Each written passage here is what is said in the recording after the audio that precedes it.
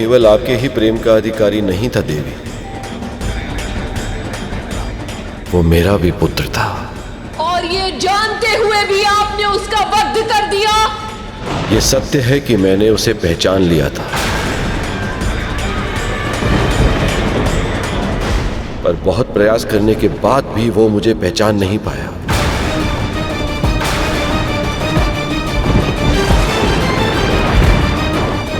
पिता के हाथ संतान के हाथ को थाम कर चलना सिखाते हैं,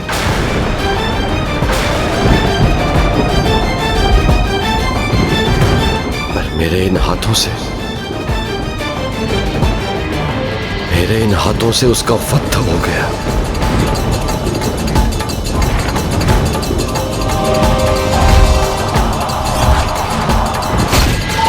मैं विवश था। आप और विवश? किसमें सामर्थ्य है इतना महादेव? किसने विवश किया आपको? स्वयं हमारे पुत्र ने।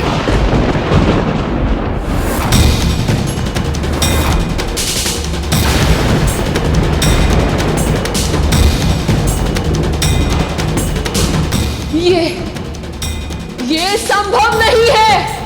आपने मुझ पे आरोप लगाया था ना देवी कि मुझे शीश काटने के अतिरिक्त और कुछ आता भी है या नहीं। मैंने कभी केवल शीश नहीं काटा, सदैव उसमें छिपे अहंकार को काटा है।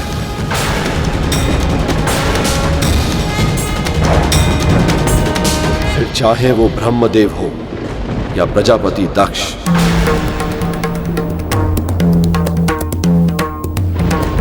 हमारे पुत्र के भीतर भी अहंकार उत्पन्न हो गया था। वो अहंकार जिसके कारण वो अज्ञानता के अंधकार से बाहर ही नहीं निकल पा रहा था।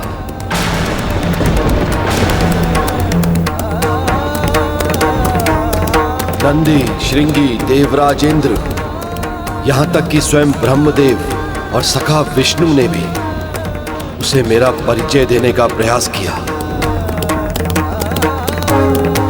पर उनके कथनों को ना तो उसने सुना और ना ही समझा।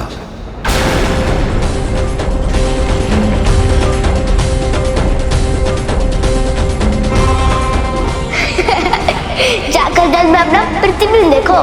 कोई भिक्षु या 2 रुपये रखते हो? बालक, तुम्हारी उद्दंडता अब सीमाएं तोड़ रही है। जब अहंकार बुद्धि पर हावी हो गया था और वह चालता विवेक पर भी, तब उन्होंने ब्रह्मा जी का शीश काट दिया था। ऐसे है हमारे महादेव। वैसे ब्रह्मदेव, आपको मुझे उपदेश देने का या उद्दंड देने का अधिकारी क्या है? अपनी उद्दंडता भूल गए? बालक, तुम्हें ऐसा नहीं कहना चाहिए। मुझे क्या कहना चाहिए और मुझे क्या नहीं कहना चाहिए, वो सिखाने वाले आप कौन होते हैं? पर क्यों हुआ ये?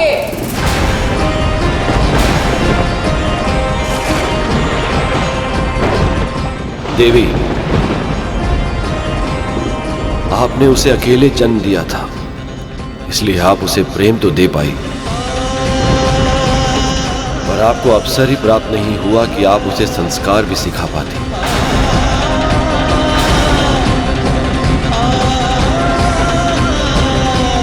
और बिना संस्कारों के अहंकार दूर होना यह संभव नहीं था। वो अपनी शक्ति के अभिमान में अपने तन से इतना जुड़ चुका था कि अपनी आत्मा के भीतर झांक ही नहीं पा रहा था।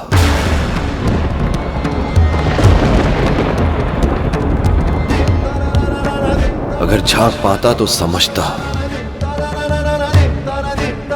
कि मैं उससे और वो मुझसे अलग नहीं है।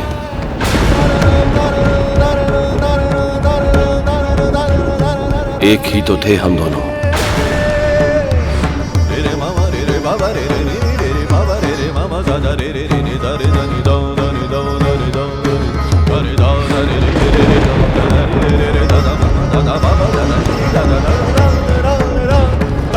इस सृष्टि के हर प्राणी में आत्मा के रूप में मेरा ही तो वास है।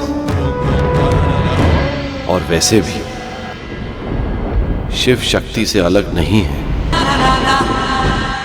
केवल उस बालक में ही नहीं, हर प्राणी में शिव और शक्ति का वास होता है। पर जब तक मनुष्य के मस्तक पर अहंकार हावी होता है, तब तक वो मैं, मेरा और मुझसे के माया जाल में फंसा रहता है। इस सत्य का अनुभव ही नहीं कर पाता कि तन से मोह व्यर्थ, क्योंकि भक्त और भगवान, आत्मा और परमात्मा एक ही है। तो फिर गुरुदेव, हम साधारण मनुष्य अपने भीतर छुपे परमात्मा को कैसे ढूंढ सकते हैं?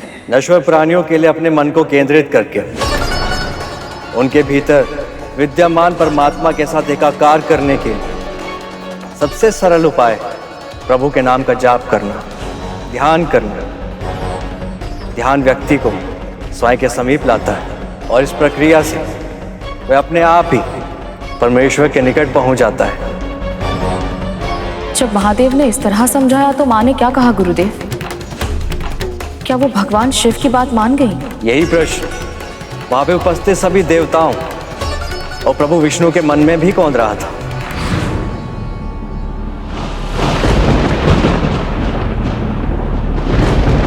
दुखद है, पर सत्य यही है देवी।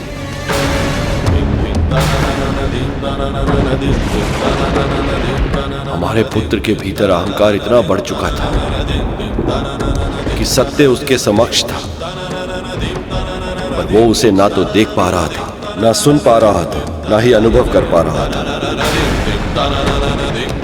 केवल अब शब्दों का उच्चारण कर रहा था उसका मुख।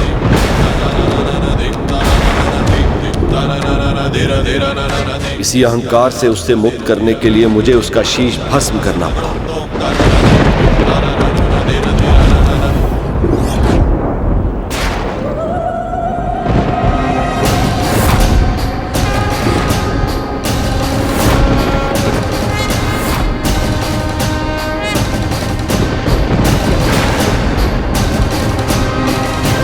और अब आप उसे जीवित करेंगे महादेव।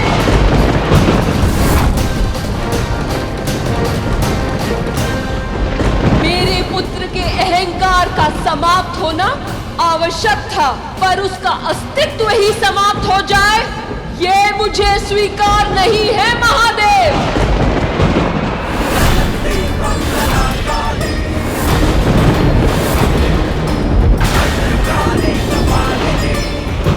दंड आवश्यक होता है, पर दया अनिवार्य होती है। हर एक को अपनी भूल सुधारने का अवसर मिलना ही चाहिए। हमारा पुत्र भी इसका अपवाद नहीं बनेगा। आपको उसे जीवित करना ही होगा महादेव। आप पिता हैं, तो मैं इस संसार की जननी हूँ, माँ हूँ मैं।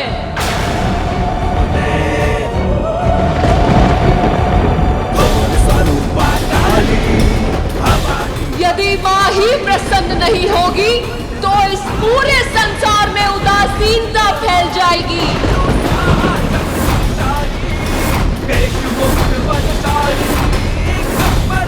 यदि आप चाहते हैं कि विश्व में जीवन फले फूले, प्राणियों में प्रसन्नता का संचार हो, तो आपको मेरा पुत्र लौटाना होगा महादेव।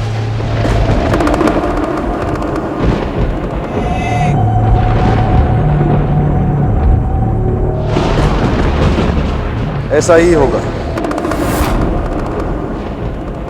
आपको आपका पुत्र अवश्य मिलेगा।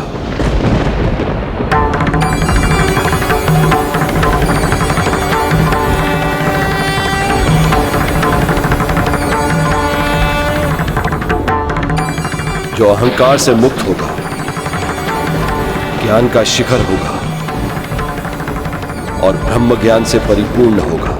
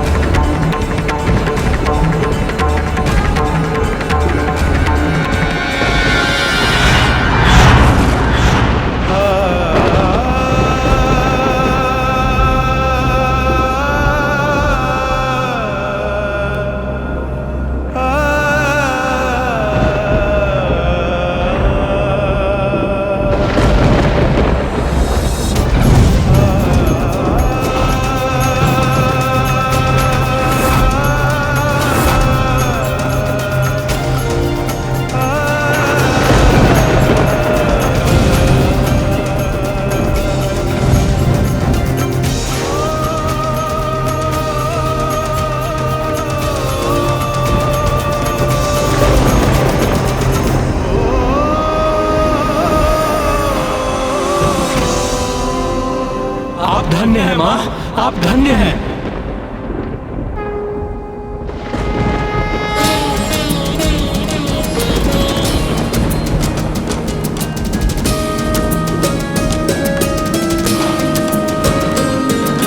दुर्गमा दुर्गमा लोका दुर्गमात्म स्वरूपिणी, दुर्गमार्ग प्रदा दुर्गम विद्या दुर्गमाश्रिता, दुर्गम ज्ञान संस्थाना दुर्गम ज्ञान वासिनी, दुर्गमोहा दुर्गमदा दुर्गमार्ग स्वरूपिणी, दुर्गमा सुर सहंत्री दुर्गमायुधधारिणी, दुर्गमांगी दुर्गमता दुर्गम्या दुर्गमेश्वरी, दुर्ग भीमा दुर्गभामा दुर्गभा दुर्गधारिणी, दुर्ग भीमा दुर्गभामा दुर्गभा दुर्गधारिणी, नमो वैष्णवी मान्यस्तु मया मामा मानवः,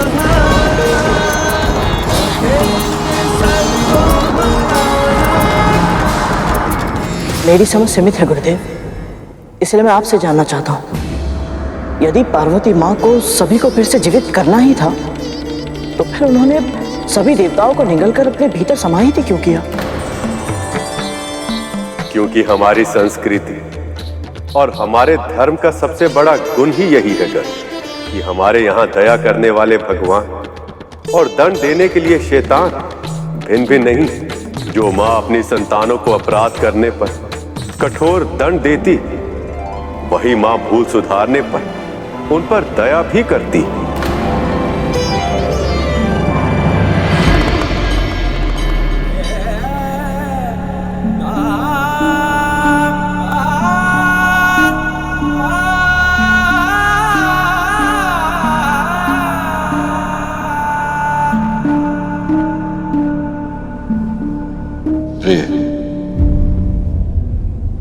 विश्वास कीजिए,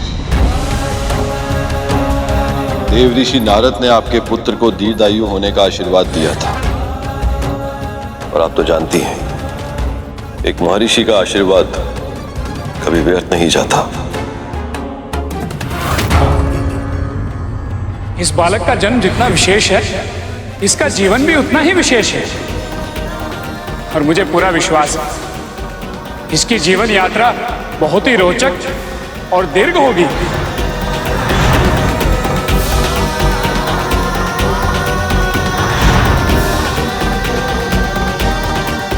आपको हुए दुख की कल्पना करना भी असंभव है।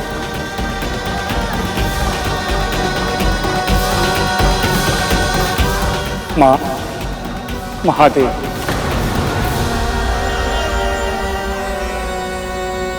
इस बालक को फिर से जीवित करने के उद्देश्य में मैं क्या योगदान दे सकता हूं?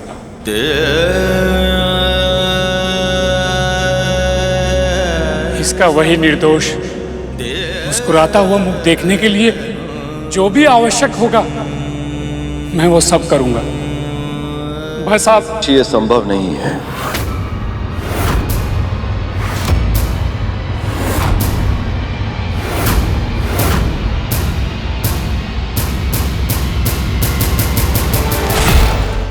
आपके कहने का अर्थ क्या है महादेव? अभी अभी तो आपने कहा था कि आप मेरे पुत्र को जीवित करेंगे। आपका पुत्र अवश्य जीवित होगा पार्वती, मेरा वचन मिथ्य नहीं जाएगा। पर इसका वही शीश वापस नहीं आ सकता।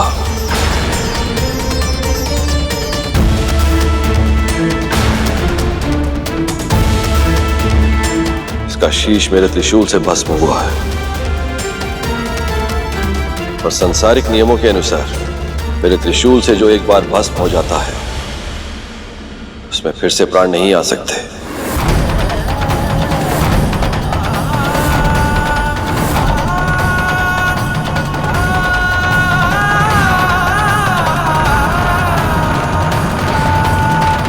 मैं जानती हूं कि तन से मोह व्यर्थ है महादेव, पर फिर भी उसकी किसी और रूप में कल्पना करना मेरे लिए संभव नहीं है। आप उसको किसका शीश देंगे? उसकी आकृति कैसी होगी? क्या उसका मुख देखकर मेरे भीतर मां की ममता जाग पाएगी?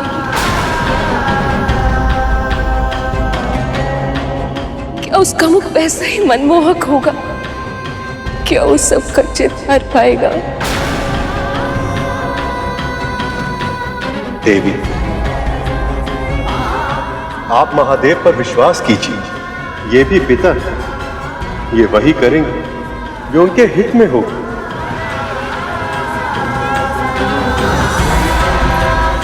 हाँ सखी, आपको और हम सबको विश्वास रखना होगा, धैर्य का परिचय देना होगा, ताकि महादेव अपने कार्य पर ध्यान केंद्रित कर सके।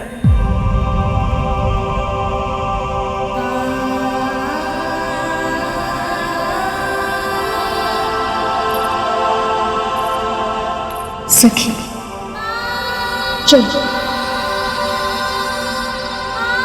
चलो सखी।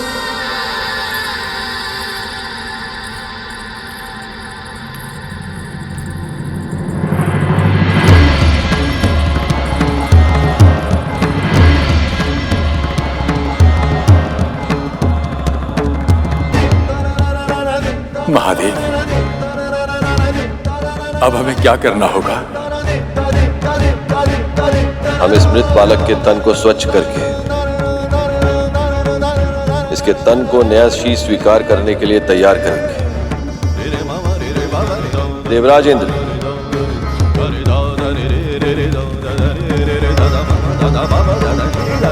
आप और अन्य देवतागण एक ऐसे शीश का प्रबंध कीजिए जो इस बालक के तन पर स्थापित किया जा सके।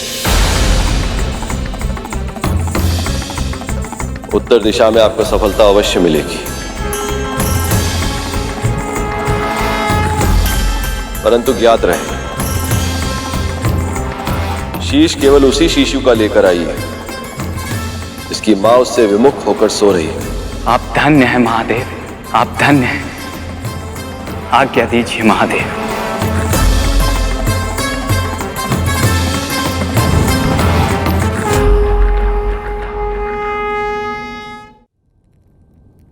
परंतु गुरुदेव, महादेव ने ऐसे बालक का ही शेष क्यों मांगा जिसकी मां उससे विमुख होकर सो रही हो? क्योंकि शैशव अवस्था में किसी भी बालक को केवल अपनी मां के स्नेह की आवश्यकता नहीं होती गुरु। उसे जीवित रह पाने के लिए अपनी मां की देखभाल की, उसकी सतत दृष्टि और सुरक्षित वातावरण की भी आवश्यकता होती है।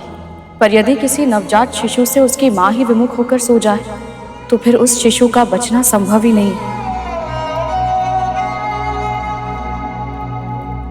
ऐसा शिशु कौन था गुरुदेव, और कहाँ मिला वो?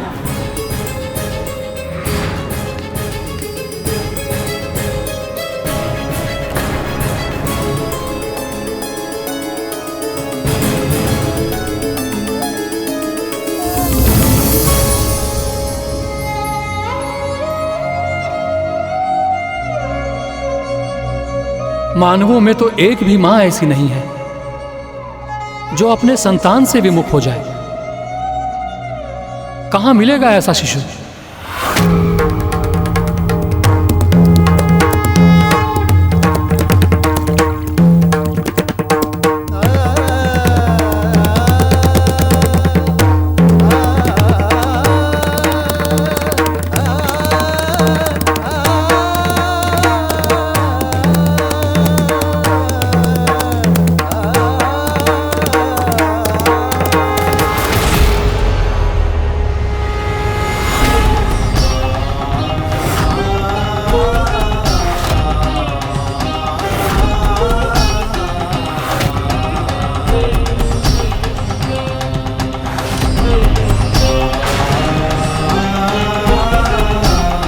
समय तीव्र गति से बीतता जा रहा है और मनवांछित बालक अभी तक नहीं मिला है। मैं मां पार्वती को एक बार पहले ही दुख दे चुका हूं। अब रिक्त हाथों के साथ लौटकर दूसरी बार दुख नहीं दे सकता मैं उन्हें।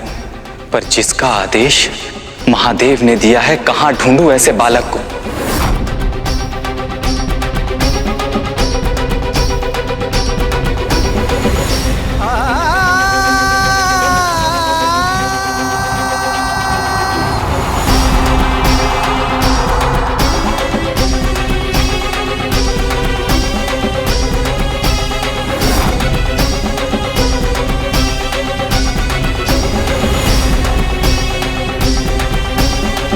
अब तो बस यही आशा कि देवताओं को किसी ऐसे बालक का शीश मिल जाए जिसकी मां का सर उसके विपरीत दिशा में हो। अन्यथा देवी पार्वती का क्रोध यदि पुनः जागृत होगी तो संसार का अंत निश्चित है।